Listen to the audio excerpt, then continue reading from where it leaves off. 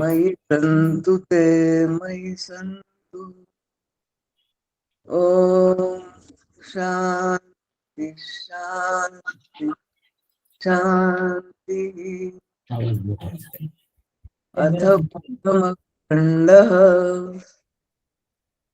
केनेषितं पतति प्रेषितं मनः केन प्राणः प्रथमः प्रैतियुक्तः केनेषितां वदन्ति चक्षुश्रोत्रं क उदेवो युनक्ति श्रोत्रस्य श्रोत्रं मनसो मनो यद् वाचो वाचं स उ प्राणस्य प्राणः चक्षुषश्चक्षुरतिमुच्यधीरा प्रेत्यास्माल्लोकादमृता भवन्ति न तत्र चक्षुर्गच्छति न वाग्गच्छति नो मनो न विद्मो न विजानीमो यथैतदनुशिष्यादन्यदेव तद्विदितादथो अविदितादधि इति शुश्रुमपूर्वेशाय येनस्तद्व्याचचक्षिरे यद्वाचानभ्युदितै येन वागभ्युद्यते तदेव ब्रह्मत्वं विद्धि मेदै यदिदमुपासते यन्मनसा न मनुते येनाहुर्मनोमतम् तदेव ब्रह्मत्वं विद्धि मेदै यदिदमुपासते यच्चक्षुषा न पश्यति येन चक्षुंषि पश्यति तदेव ब्रह्मत्वं विद्धि मेदै यदिदमुपासते यच्छ्रोत्रेण न शृणोति येन श्रोत्रमिदं श्रुतम् तदेव ब्रह्मत्वं विद्धि मेदै यदिदमुपासते यत्प्राणेन न प्राणिति येन प्राणः प्रणीयते तदेव ब्रह्मत्वं विद्धि मेदै यदिदमुपासते इति प्रथमः खण्डः। अथ द्वितीयः खण्डः यदि मन्यसे सुवेदेति दहरमेवापि नूनं त्वं वेत्थ ब्रह्मणो रूपम् यदस्य त्वं यदस्य च देवेष्वथ नुमीमांस्यमेव ते मन्ये विदितम् नाहं मन्ये सुवेदेति नो न वेदेति वेद च यो नस्तद्वेद तद्वेद नो न वेदेति वेद च यस्यामतं तस्य मतं मतं यस्य न वेदसः अविज्ञातं विजानताम् विज्ञातमविजानताम् प्रतिबोधविदितं मतममृतत्वं हि विन्दते आत्मना विन्दते वीर्यं विद्यया विन्दते अमृतम् इह चेदवेदीदथ सत्यमस्ति न चेदिहावेदीन् महती विनष्टिः भूतेषु भूतेषु विचित्य धीरा प्रीत्यास्माल् लोकादमृता भवन्ति इति द्वितीयः खण्डः।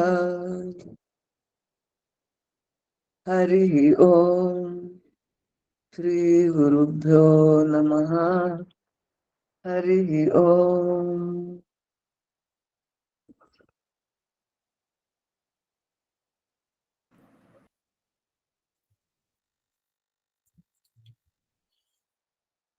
हरे राम राम राम हरे हरे, हरे कृष्ण कृष्ण कृष्ण हरे हरे।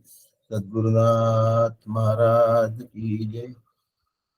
वंशी विभूषित करान्नवनीरदाभा पीतांबरा दरुण बिंब फलाधरुष्टा पूर्णेन्दु सुंदर मुखादरविंद नेत्रा कृष्णात् परं किमपि तत्त्वमहं न जाने।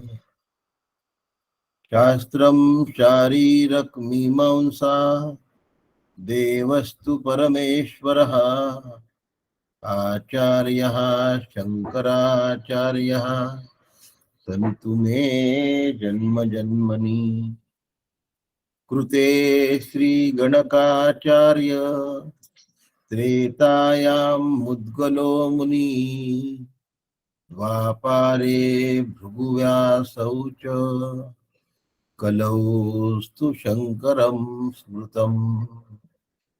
शङ्करः शङ्कराचार्यः सद्गुरु सर्वसन्निभः। सर्वेषां शङ्करः सन्तु सच्चिदानन्दरूपिणः।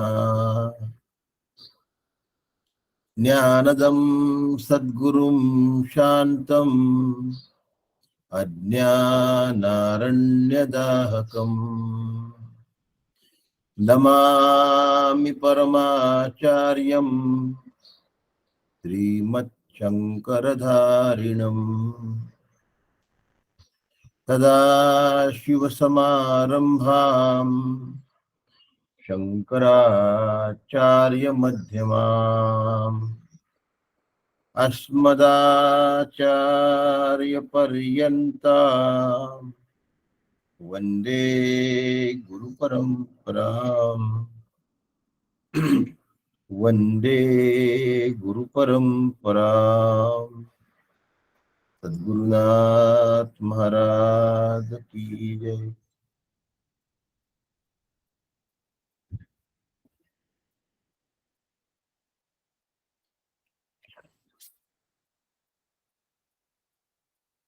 ओ आप्यायन्तु ममाङ्गानि वाक्प्राणचक्षुश्रोत्रमथो बलम् इन्द्रियाणि च सर्वाणि सर्वं ब्रह्मोपनिषदम् माहं ब्रह्म निराकुर्याम् मा ब्रह्म निराकरो। अनिराकरणमस्त्वनिराकरणं मेस्तु तदात्मनि निरतेय उपनिषत्सु धर्मास्ते मयि सन्तु ते मयि सन्तु। ओम शांति शांति शांति। हरि ओम श्री गुरुभ्यो नमः। हरि ओम।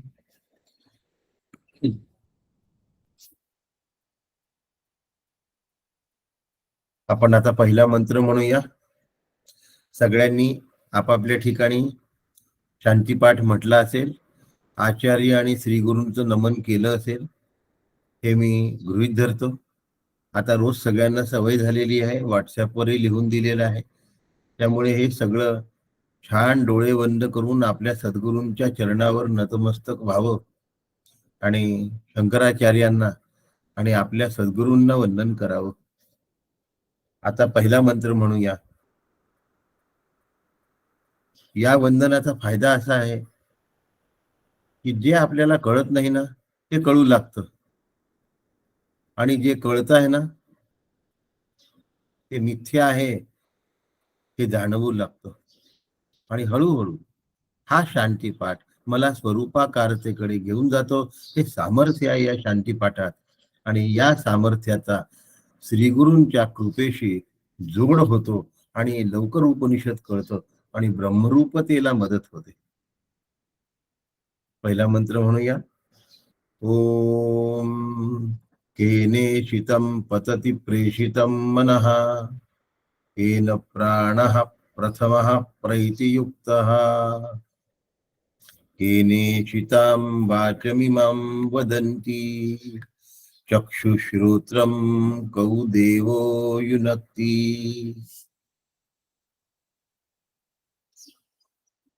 आपण बघितलंय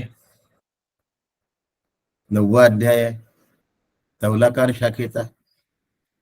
8 अध्याय झाले आहेत आणि या 8 अध्यायात शिष्याची तयारी झालेली दिसते आहे.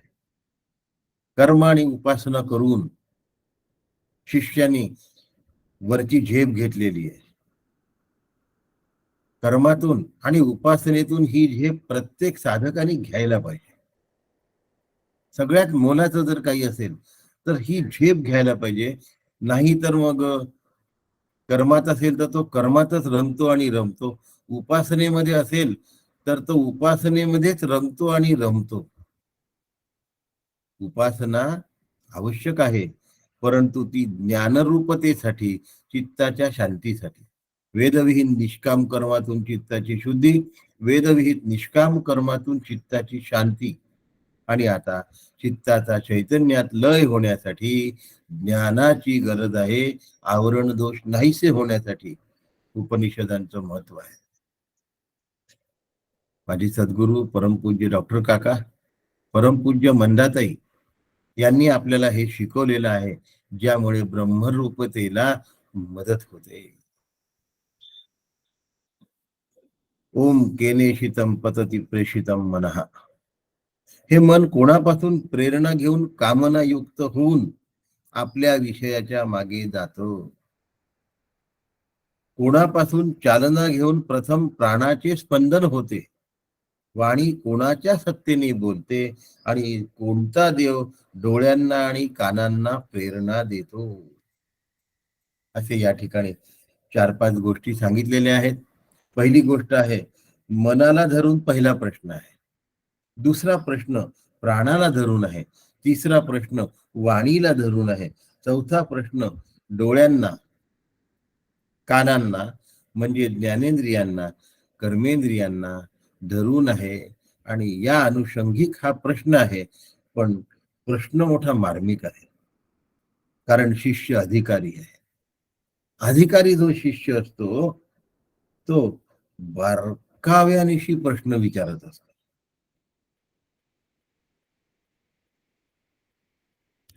शिष्यांचे पण प्रकार असतात. काही शिष्य रंजनात्मक प्रश्न विचारतात. कर्मणूक काय गुरुदेव, तुम्ही कशी साधना केली, उगाच आपलं ऐकत बसण्यासाठी. त्यांनी जशी साधना केली तशी तुला करता येणार आहे का? की तुझ्या परिस्थिती नुरूप तू साधना करणार आहे? परंतु रंजकता काही लोकांचा स्वभावच असतो, आणि काही लोक दर्जेदार झेप घेतात. आणि दर्जेदार झेप घेतल्यामुळे काय होतं की त्याच्या जीवनाला दर्जा येतो. हो,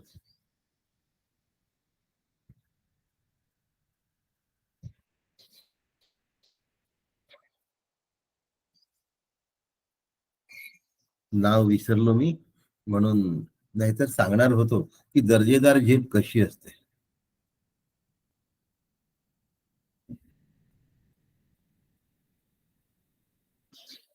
आपले,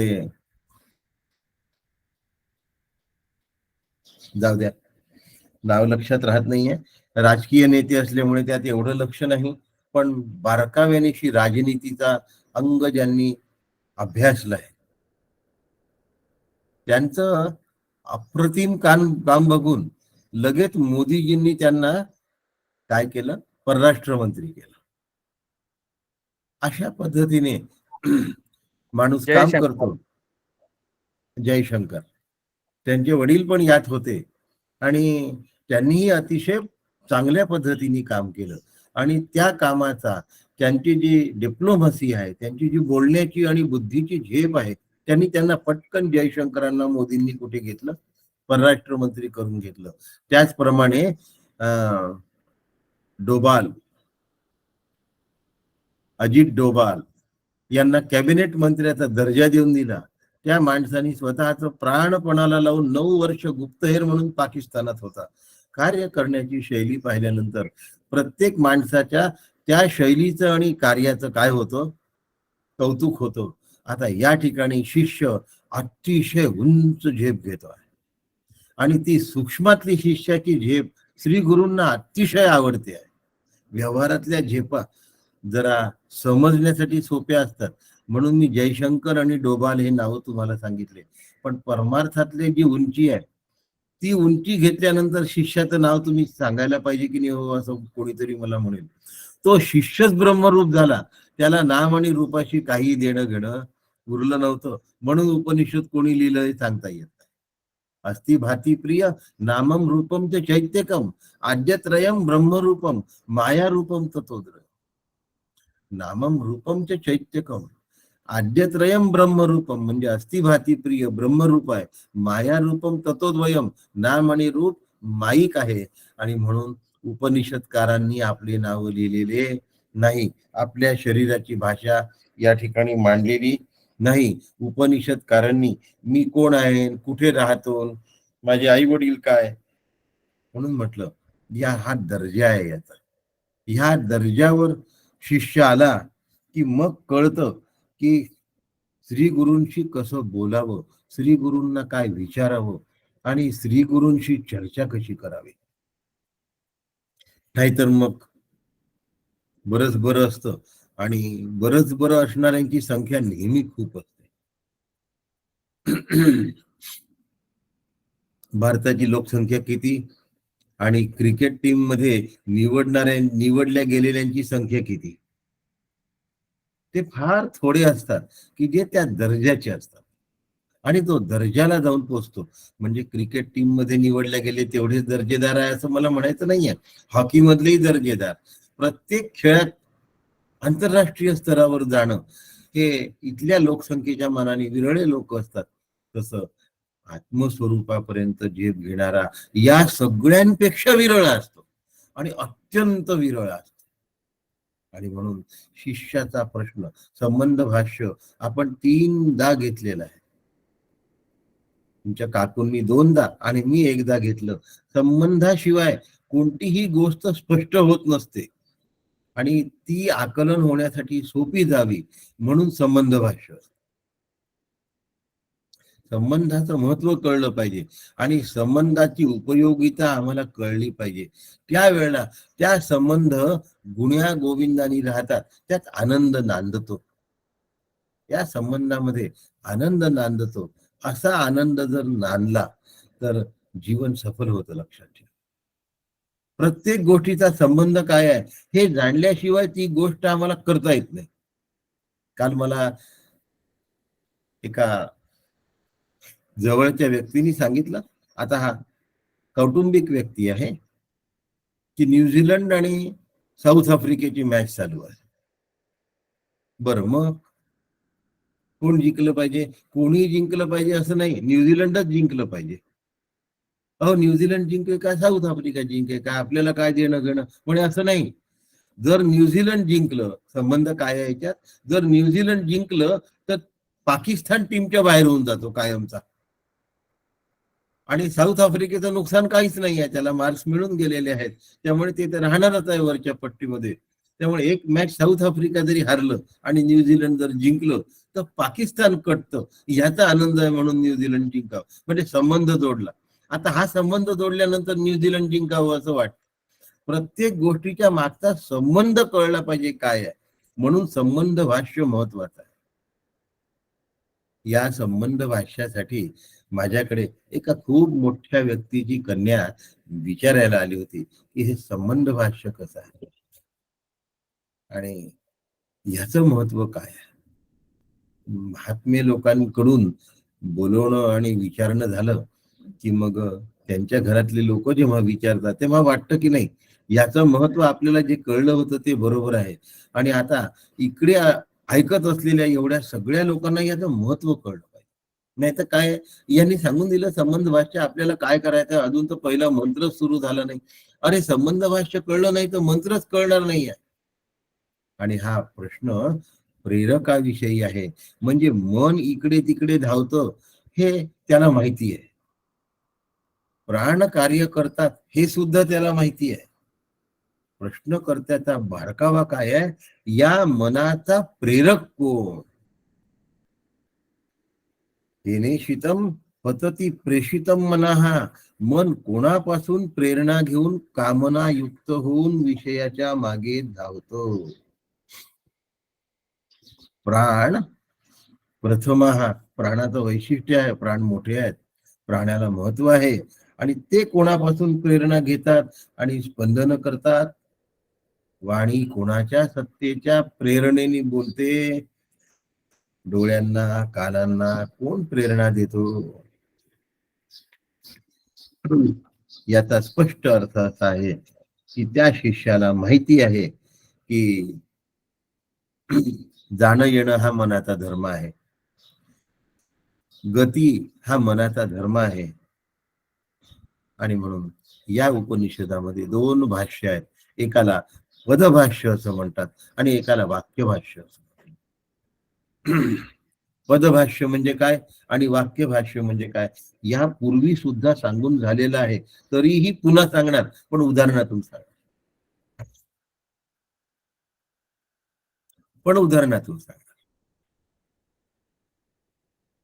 कढईमध्ये शुद्ध तूप गरम केलं, एक शुद्ध तूप. दुसरं, त्या शुद्ध तुपामध्ये शुद्ध रवा टाकला आणि त्या शुद्ध रव्यामध्ये शुद्ध साखर टाकली. 3 झाले. त्यात शुद्ध दूध टाकलं आणि त्याचा तयार झाला शिरा. आता तूप उरलं नाही, रवा उरला नाही, साखर उरली नाही, दूधही उरलं नाही. या सगळ्यांच्या मिश्रणातून काय तयार झालं, शिरा नावाचं एक व्यंजन तयार झालं. म्हणजे पद वेगवेगळे आहेत, पण त्यांच्या एकत्रीकरणातून पुन्हा वेगळाच अर्थ निर्माण होतो. आणि म्हणून भगवत पूज्यपाद श्रीमदाद्य शंकराचार्यांनी एकच उपनिषद असं आहे, केनोपनिषद, ज्यावर पदभाष्य वेगळं केलंय आणि वाक्यभाष्य वेगळं केलं. आणि म्हणून पदभाष्य आणि वाक्यभाष्य यांचं एकत्रीकरण करून हे मी तुम्हाला सांगणार आहे. आणि म्हणून पहिल्यांदा पदभाष्याचा थोडासा उल्लेख करतो आणि मग वाक्यभाष्य पण सांगतो. आणि पुढे प्रत्येक वेळेला असं न सांगता पदभाष्य आणि वाक्यभाष्य मी सांगतोय हे गृहीत धरून तुम्ही चालायचं, ती फोड समजून घ्यायची. न समजली तरी अर्थ कळणार आहे, त्यामुळे बाकी चिंता करायचं काही कारण नाही. आणि म्हणून मला तुम्हाला पुन्हा सांगावंसं वाटतं की केने शीतम, केन ईशितम, या ठिकाणी ईश शब्द वापरलेला आहे. ईश शब्दाचे 3 अर्थ होतात. पदभाष्य सुरू आहे, पहिल्यांदा थोडस सांगणार, पदभाष्य हे आहे, वाक्यभाष्य हे आहे, पण पुढे एकत्रित सांगत जाणार.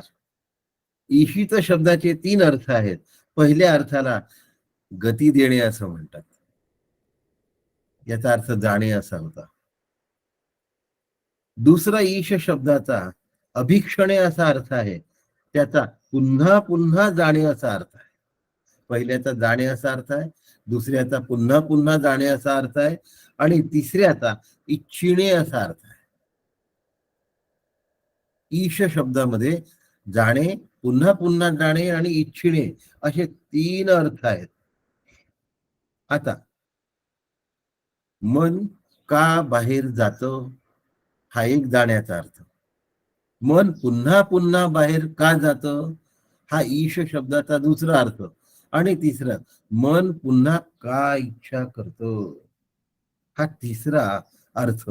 आणि उपनिषदाला या ठिकाणी तिसरा अर्थ अपेक्षित आहे, म्हणून पहिले दोनही अर्थ उपनिषदांना अभिप्रेत नाही. कारण हा शिष्य तयार शिष्य आहे.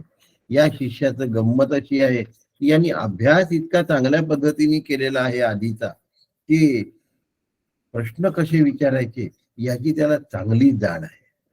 आणि ह्या जाणीवेतून त्यांनी प्रश्न विचारलेला आहे आणि त्या प्रश्नकर्त्याचा रोख या ठिकाणी लक्षात आला पाहिजे. पहिले दोन्ही ईश शब्दाचे जाणे आणि पुन्हा पुन्हा जाणे हे अर्थ अभिप्रेत नाही आहेत. कारण प्रश्नकर्त्याचा रोख वेगळा असतो आणि प्रश्नकर्त्याचा जो रोख आहे तो समजून घेतला पाहिजे. खूपदा काय होतं, सगळ्या प्रश्नांची सारखीच उत्तरं नाही देत आहे. प्रश्नकर्त्याचा रोख पाहून उत्तरं द्यावी लागतात.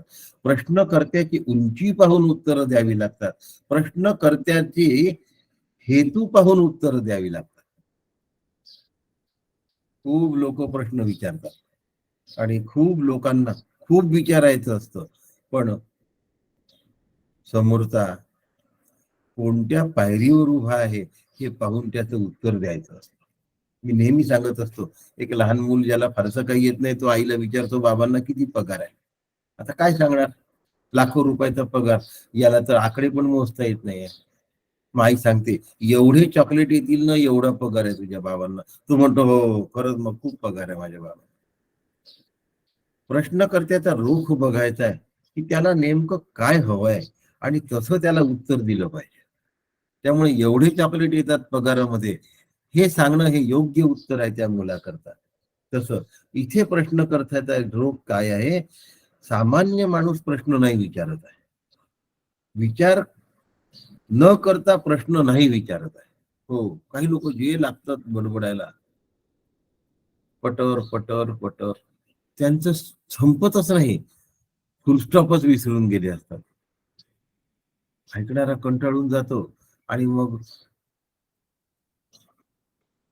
जाऊ द्या म्हणून विचार करून यांनी प्रश्न विचारला आहे आणि स्वतःच्या मनाच्या निरीक्षण केल्यानंतर यांनी प्रश्न विचारलाय. म्हणजे हा अभ्यासू आहे, विवेकी आहे. यांनी विश्वाचं निरीक्षण केलं आहे, विषयांचं निरीक्षण केलं आहे आणि स्वतःच्या मनाचंही निरीक्षण केलं आहे. कारण विश्वात विषय आहे त्याला कळलं, म्हणजे विश्व समजलं, विषय समजले आणि मन त्या विषयाच्या मागे धावतं हेही त्याला समजलं. इतकंच नव्हे तर मनात अगणित विषय आहे हेही त्याला कळलं, अनंत विषय आहे हेही त्याला कळलं. प्रत्येक विषयामध्ये नानात्व आहे, अनेकत्व आहे आणि विविधत्व आहे हेही त्याला कळलं. मन विषयाच्या मागे धावतं हेही त्याला कळलं. विषय जड असताना सुद्धा मन त्या विषयांच्या मागे का धावतो आणि त्या मनाला धावायला कोण लावतो, इतका बारकाव्याचा प्रश्न आहे त्याचा. एखादं उदाहरण घेऊया आपण. उदाहरण घेतलं की आपल्या लक्षात येईल की घट नावाचा विषय आहे. मग काय झालं की घट आम्हाला दिसला, म्हणजे आम्हाला घटाचं ज्ञान झालं. आता घटाचं ज्ञान झाल्यानंतर काय होतं, डोळ्याच्या कक्षेमध्ये योग्य प्रकाश असताना जेव्हा घट असेल तेव्हा आम्हाला तो घट दिसतो आणि मग घटाकार वृत्ती तयार होते. प्रत्येक विषयाला नाम रूप जाती संज्ञा संबंध आणि क्रिया एवढे धर्म एवढे काय असतात, गुण असतात आणि इत्यादी वृत्ती निर्माण, त्यानुसार वृत्ती निर्माण होत असतात. त्याप्रमाणे मन दृश्य विषयाकार होतो, म्हणजे घटाकार होतो.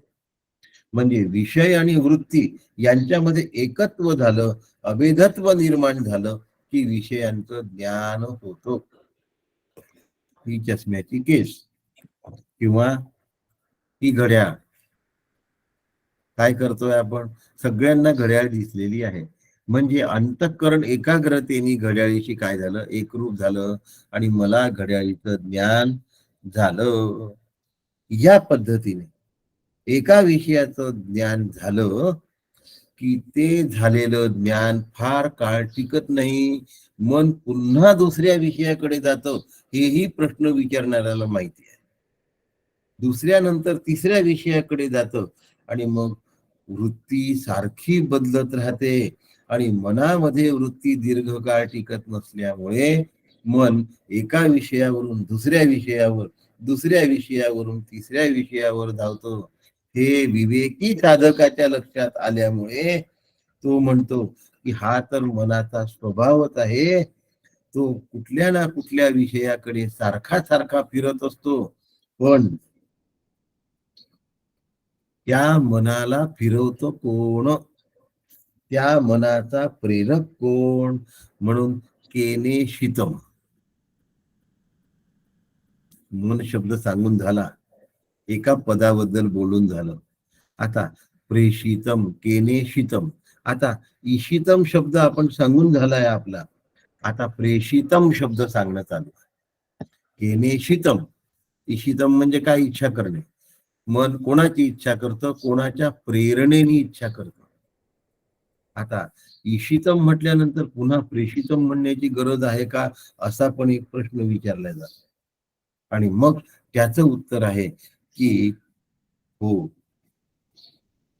ईशितम नंतर प्रेषितम शब्दाची सुद्धा गरज आहे.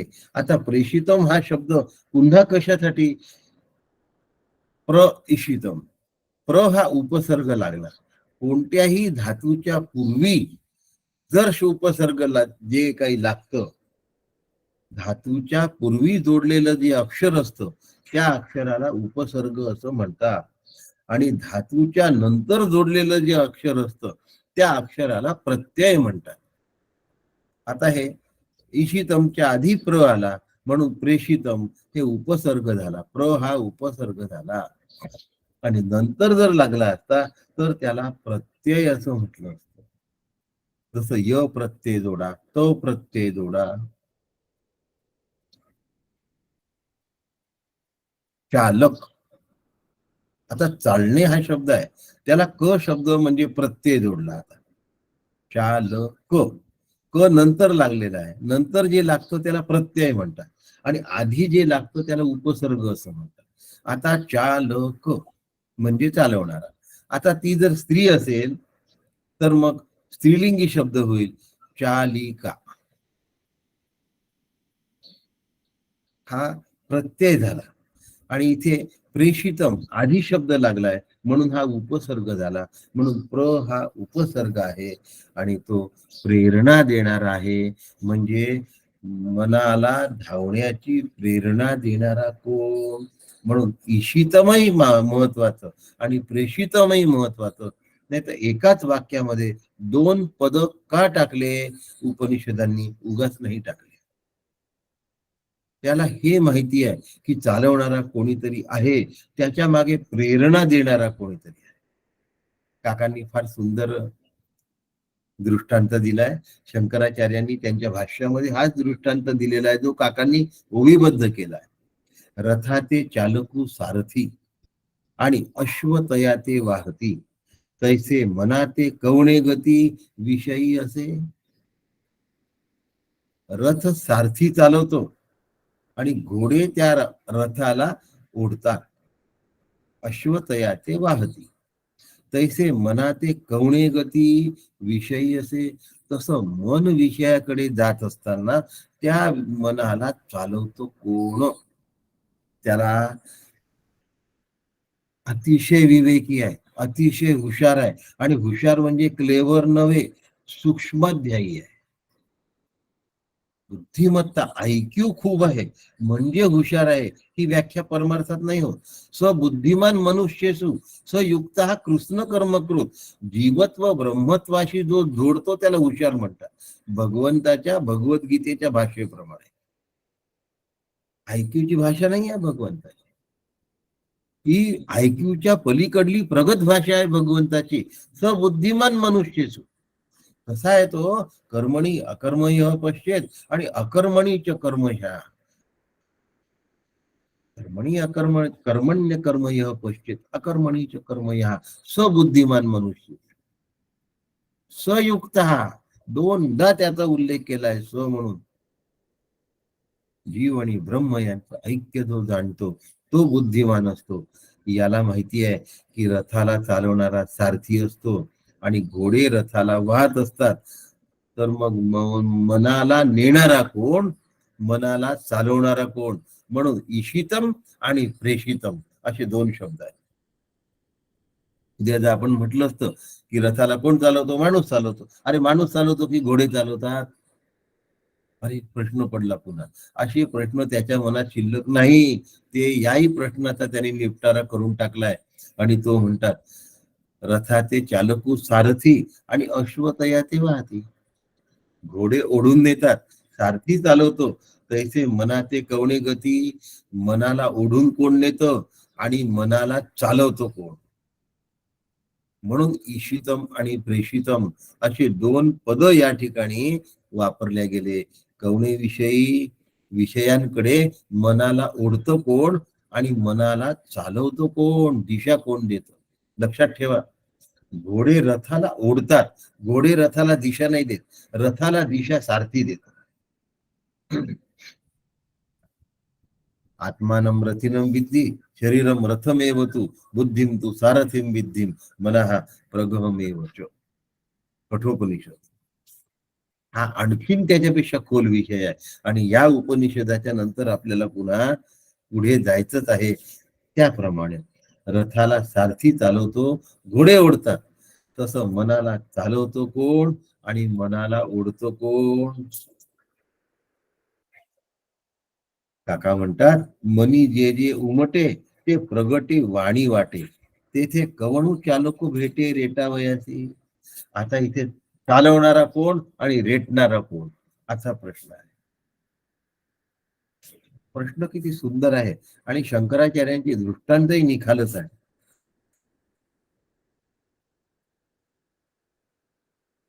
दृष्टांत आचार्यांनी शंकर भाष्यात दिलाय आणि काकांनी त्या दृष्टांताला ओवीबद्ध केलाय. नेत्र निहाळी ती कामनी. स्त्रीला डोळे शोधतात आहे, निहाळत आहे. ते कवनाचे प्रेरणी, त्याच्या मागे प्रेरणा कोणाची? आणि ते रिगती कैसेनी विषय देशी, आणि त्यांना ओढत विषयाकडे घेऊन जाणारा कोण, प्रेरणा देणारा कोण? केने शीतम आणि प्रेषितम. मनाहा मनाहा ईशितम कहा, मनाहा प्रेषितम कहा. केन कोण आहे? आता केन शब्द का वापरला? कारण मन हे नपुंसकलिंगी शब्द आहे, म्हणून केन शब्द वापरला. मनाहा ईशितम केन आणि मनाहा प्रेषितम केन. म्हणून यद्येद्योर्थो अभिप्रेतः स्यात् केनेशित मित्यैतावतैव सिद्धत्वात् प्रेषितमिति न वक्तव्यम अपीच. एवढा अर्थ अभिप्रेत होता म्हणून केनेशितम एवढ्यानी सिद्ध होतं. प्रेषितम हा शब्द पुन्हा का म्हणून वापरला याचा आता तुम्हाला कारण मी सांगितलेलं आहे, असं आचार्य म्हणतात. केवढं मनाचं मूलगामी निरीक्षण केलं आहे त्यांनी, की मनाला ओढणारा एक जण आहे आणि मनाला प्रेरणा देणारा एक जण आहे. दोन गोष्टी झाल्या. तिसरं त्याचं मूलगामी लक्ष काय आहे ते बघा. तो म्हणतो मन अचेतन जड आहे, ते स्वतःहून नाही जाऊ शकत. साधक विवेकी आहे, बारीक बघणारा आहे. अचेतन जड मन आहे हे त्याला आधीच माहिती आहे. म्हणून मनाला ओढणारा आणि म्हणून मनाला प्रेरणा देणारा. रथाला ओढणारे घोडे आणि रथाला प्रेरणा देणारा आणि दिशा देणारा चालक. चालकाने लगाम हलवल्याबरोबर मग घोडे चालतात. म्हणजे प्रेरणा कोणी दिली? चालकानी. ओढलं कोणी? घोड्यांनी. दिशा कोणी दिली? चालकानी. ओढलं कोणी? घोड्यांनी. आणि रथ कसा आहे? अचेतन जड आहे. आता आपल्याकडे येऊया. मन कसं आहे? अचेतन जड आहे. त्याला प्रेरणा देणारा कोण आणि त्याला ओढणारा कोण, याविषयी आपण आता पुढे चाललो आहे. आता स्वतःच्या किंवा दुसऱ्याच्या इच्छेने मनाला प्रेरणा मिळते, दुसऱ्यांनी केलेल्या कर्मातून मनाला प्रेरणा मिळते, वाणीतून, शब्दाच्या आदेशातून, घोषणातून मनाला प्रेरणा मिळते.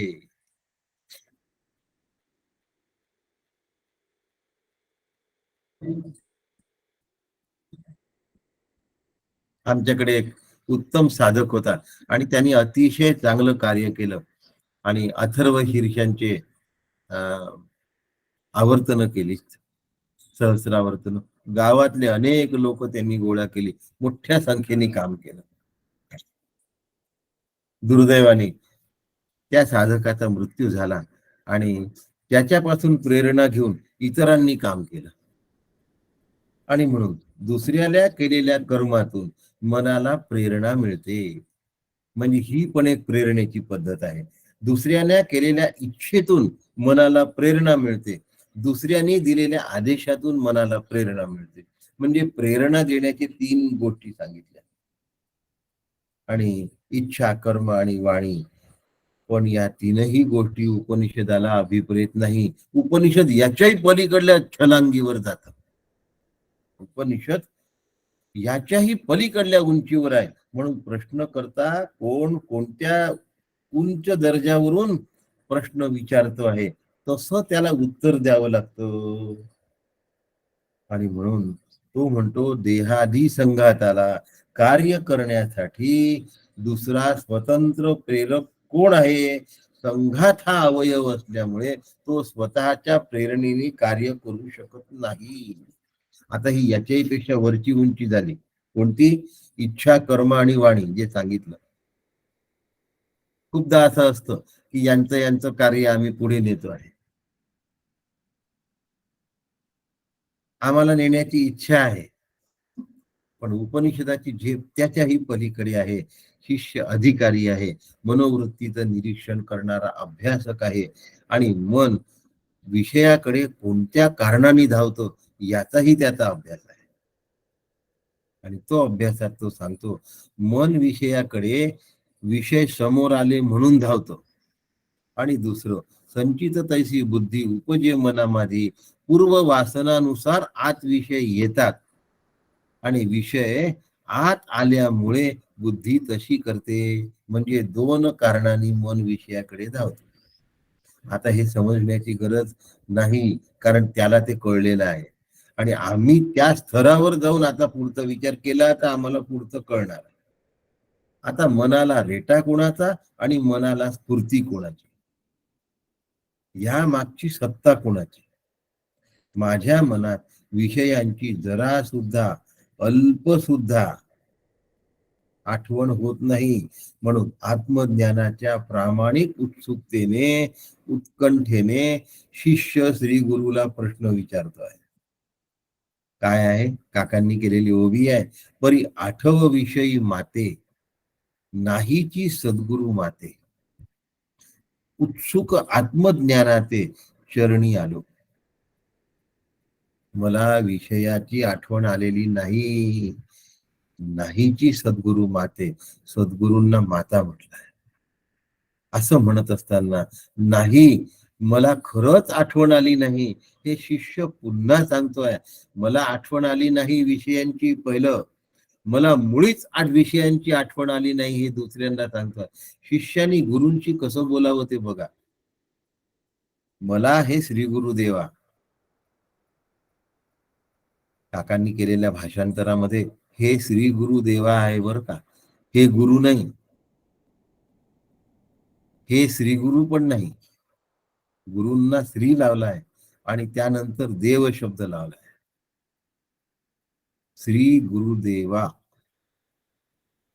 सन्मानपूर्वक, अत्यंत सन्मानपूर्वक ज्यांच्याशी आपण संभाषण करतो ना, तिथे असं गुरु वगैरे शब्द वापरत नसतात.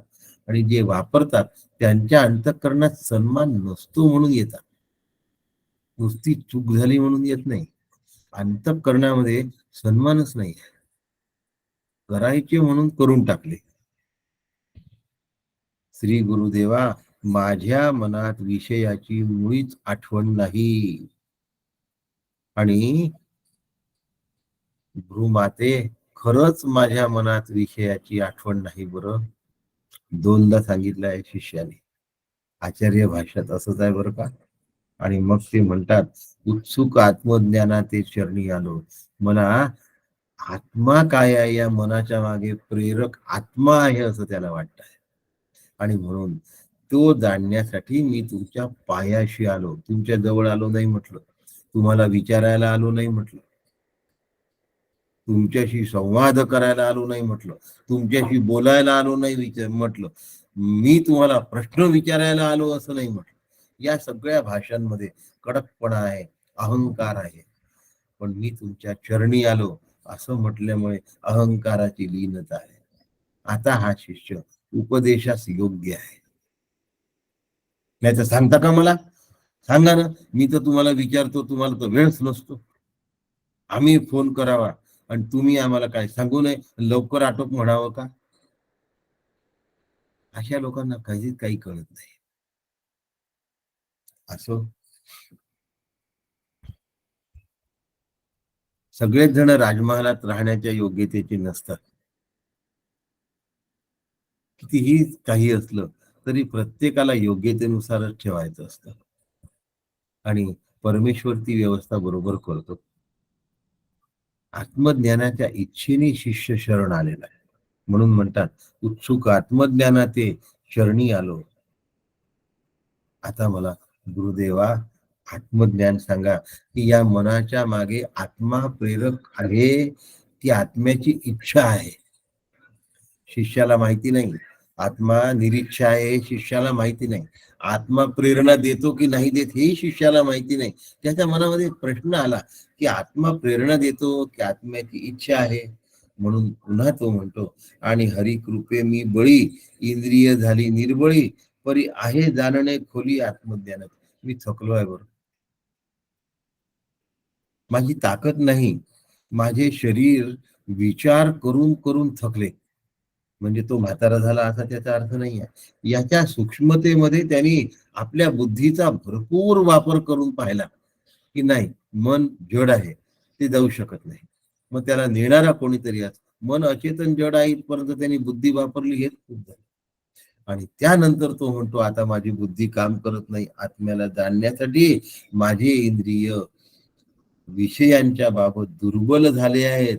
त्यामुळे आत्म्याच्या खोलीमध्ये ते उडी मारू शकत नाही. गोताखोर नावाचा एक प्रकार असतो. पोहणारे असतात, काही जण वरवर पोहतात, काही जण पाण्याच्या खालून पोहतात, आणि काही जण तळाला हात लावून येतात. त्याला गोताखोर म्हणतात. आणि या गोताखोर हा शिष्य आहे. तो म्हणतो, नाही, मला हे सगळं कळलंच पाहिजे. जड मन आहे, त्याचा चेतन अधिष्ठान असल्याशिवाय हे होऊ शकत नाही. मनामागे कोणीतरी प्रेरक असलाच पाहिजे. नुसताच तो प्रेरक आहे असं नव्हे, तो चेतन आहे. शिष्यानी कुठपर्यंत गोताखोरी केली आहे, किती खोल उडी मारली आहे. तो चेतन आहे, तो चैतन्य स्वरूपच आहे. तो म्हणतो, रथाचे चाक जरी फिरताना दिसत असले तरीही त्या चाकांना फिरवणारा दुसरा कोणी आहे हे मी जाणतो, आणि तो चेतन असल्याशिवाय हे होऊ शकत नाही. रथाचं चाक जड आपोआप चाक नाही फिरू शकत.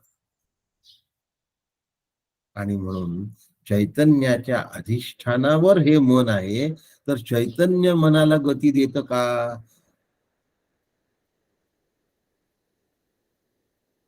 की मनच चाललं आहे? मन तर अचेतन जड आहे. मग गती देणारा कोण आहे? मग चैतन्य गती देणारा आहे का? या प्रश्नाच्या उत्तरामध्ये तो म्हणतो, की चैतन्याचं आनंद स्वरूप आहे, आणि मन तर दुःखी पण होतं. आनंद स्वरूप चैतन्य दुःखी मनाला दुःख कसं देईल? याचा अर्थ चैतन्य गती देत नाही हे पक्क झालं. जड मनही गती घेऊ शकत नाही हेही पण पक्क झालं. मग म्हणतो ओ केनेशितम पतती प्रेषितम म्हणा, गुरुदेवा मी हात जोडतो, मला तुम्ही सांगा की तर या मनाला गती कोण देतं, प्रेषितम इच्छा करण्याची प्रेरणा कोण देतं, मन कोणाच्या सत्तेवर स्फूर्ती घेतं. आनंद रूप आत्म्याच्या सत्तेवर जर मन स्फूर्ती घेतं म्हटलं तर स्वाधीन जरी मन होते तरी का पापा ते चिंतिते. मनाने वाईट विचार का केला असता जर स्वाधीन असतं तर. आपल्या घरचा कोणी माणूस बाहेर गेला, लवकर आला नाही की मन काय विचार करतं, एका शब्दात सांगतो, नको ते विचार करतो. जाणता तरी घाता ते निवारिताही. मग घातपाताचा विचार केला असता का त्या मनाने, नसता केला. पण आपल्या मनात विचार येतो, विमानात गेलाय काही झालं असेल का, आगगाडीत गेली आहे एकमेकांवर आदळली असेल का, कारमध्ये गेलाय कोणाशी टक्कर झाली असेल का, मोटरसायकलवर गेला आहे स्लीप झाला असेल का, सायकलवर गेला आहे काही बिघाड झाला असेल का, पायी गेला आहे कुठे थकून भागून चक्कर आली असेल का. आपल्या मनामध्ये नको तेच विचार येतात तरी का चिंतिते पापाते. मन जर आनंद स्वरूप परमात्म्याच्या प्रेरणेने चालत आहे असं म्हटलं असतं तर मनाने काय केलं असतं, पापाचं दुःखाचं चिंतनच केलं नसतं, त्या मनाला दुःख झालंच नसतं. मग ते म्हणतात मनाला दुःख नाही झालं असं होऊ शकत नाही, म्हणजे मनाला स्वतंत्रपणे विचार करता येत नाही, मन परतंत्र आहे. मन परतंत्र आहे.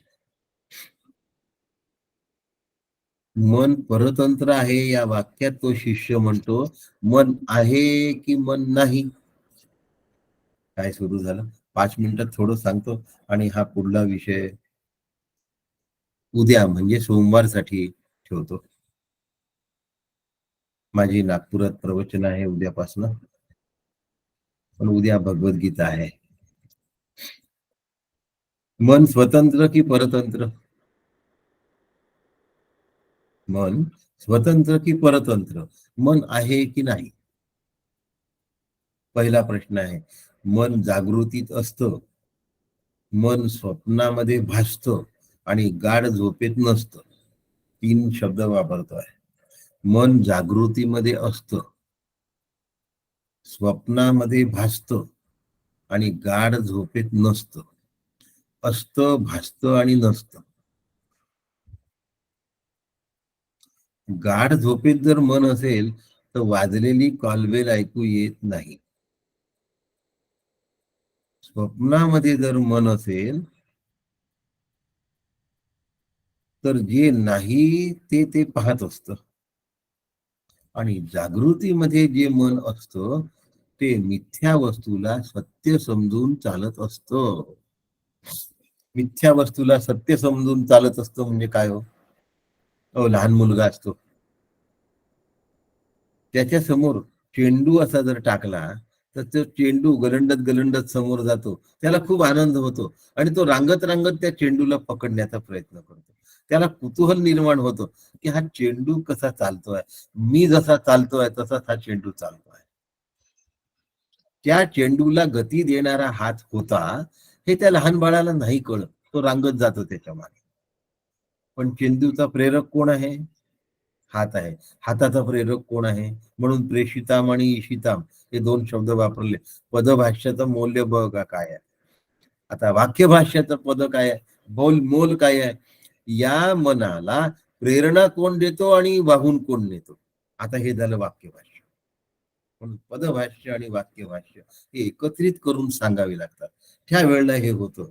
म्हणून मन 3 अवस्थात बंद आहे, बंदिस्त आहे, म्हणून मन सत्य नाही. मन 3 अवस्थात बंदिस्त आहे म्हणून मन सत्य नाही, म्हणून मन कल्पित आहे, म्हणून मन मिथ्या आहे. आणि आपल्या मनाने विचार करण्याची क्षमता नाही, म्हणून मन स्वतंत्र नाही, मन परतंत्र आहे.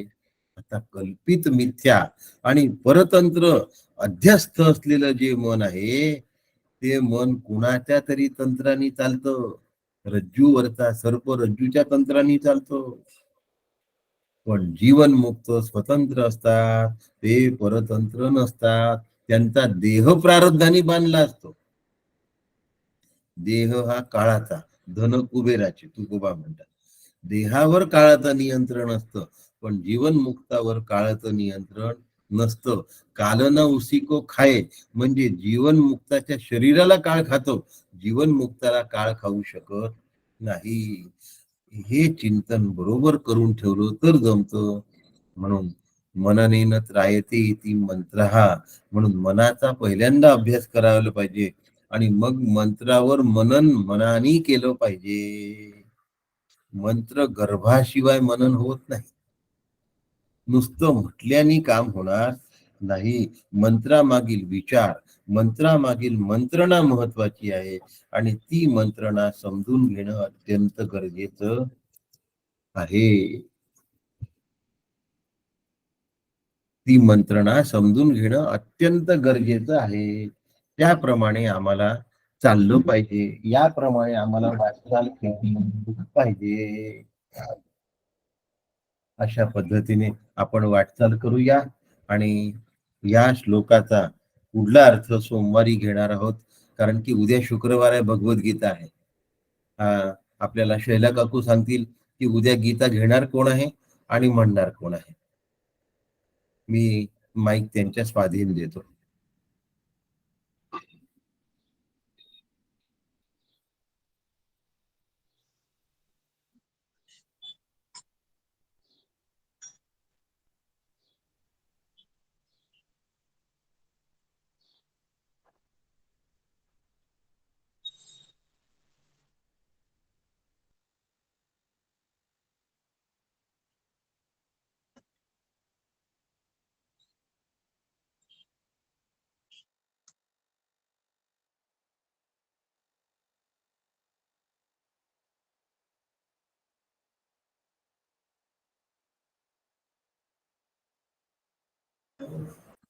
उद्या गीता शैला काकू घेणार आहे आणि कोण म्हणणार आहे त्यांचं नाव उद्या जाहीर होणार आहे. आज आपण या ठिकाणी विषय थांबवूया आणि सोमवारी पुन्हा केनोपनिषद आणि उद्या भगवद्गीता. रामकृष्ण हरी. रामकृष्ण